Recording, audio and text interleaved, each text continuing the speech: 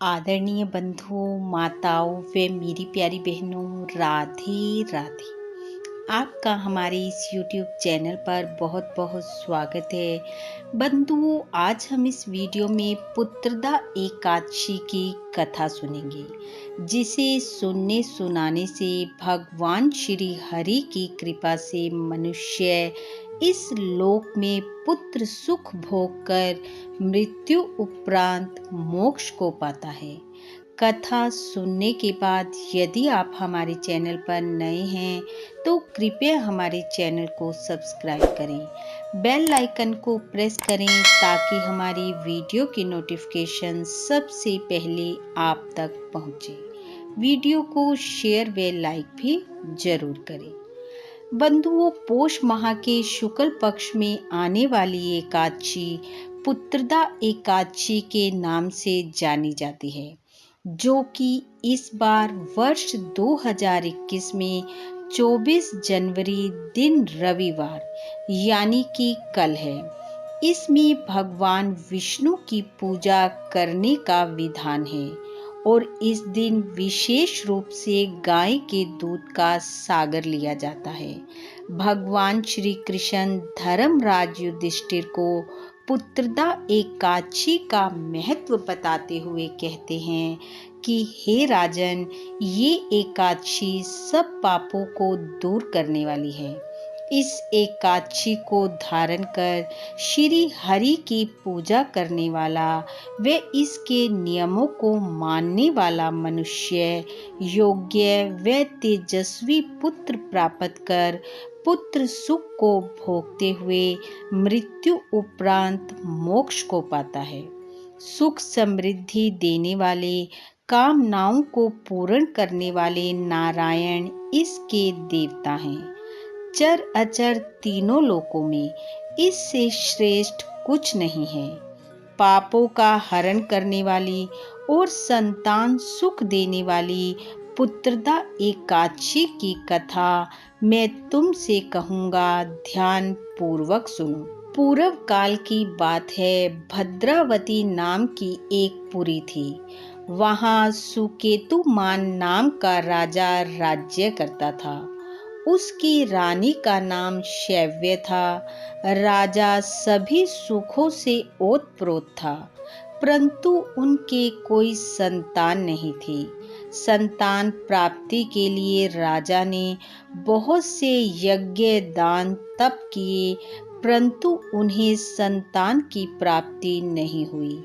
इस कारण वह दोनों बहुत चिंतित और दुखी रहते थे। एक दिन शोकमगन राजा घोड़े पर सवार होकर जंगल की तरफ चल पड़ा। राजा के मंत्री और दूसरे लोगों को इसका कुछ पता नहीं था कि राजा कहाँ गया। तब राजा ने घूमते घूमते एक बड़े भारी वन में प्रवेश किया। इसमें राजा को दोपहर हो गई और वह भूख प्यास से व्याकुल हो उठा। इधर उधर भटकते हुए राजा ने एक सुंदर सरोवर देखा। सरोवर के पास राजा को बहुत से कांतिवान महात्माओं के दर्शन हुए। राजा घोड़े से उतरा। उतरते ही राजा की दाहिनी भुजा और दाहिना नेत्र फड़कने लगा। राजा ने इसे शुभ संकेत समझा। राजा महात्माओं के पास पहुंचा और जाकर सभी को प्रणाम किया। महात्माओं ने राजा से पूछा, तुम कौन हो और तुम्हारी क्या इच्छा है? राजा बोला, हे ऋषियों, आप कौन हैं तथा आपका क्या नाम है? कृपा कर मुझे बताइए। मुनि बोले, हे राजन, हम विश्व देवा हैं और यहाँ पर स्नान करते हैं। राजन, आज से 5वें दिन माघ स्नान शुरू हो जाएगा और आज पोष शुक्ल पक्ष की पुत्रदा एकादशी है। यह पुत्र की इच्छा रखने वाले मनुष्य को पुत्र देने वाली है। राजा ने कहा, हे ऋषियों, मेरी कोई संतान नहीं है। मुझे पुत्र प्राप्ति की इच्छा है। यदि आप मुझ पर प्रसन्न हैं तो कृपया मुझे पुत्र दीजिए। ऋषि बोले, हे राजन, आज ही पुत्रदा एकादशी है, तुम इसका व्रत करो। हमारे आशीर्वाद और भगवान की कृपा प्रसाद से तुमको शीघ्र ही पुत्र की प्राप्ति होगी। इस प्रकार मुनियों के वचन सुन राजा प्रसन्नता को प्राप्त हुआ और ऋषियों के कहे अनुसार व्रत किया। व्रत का पालन करके राजा ने बारंबार ऋषियों को प्रणाम किया और फिर घर लौट आया।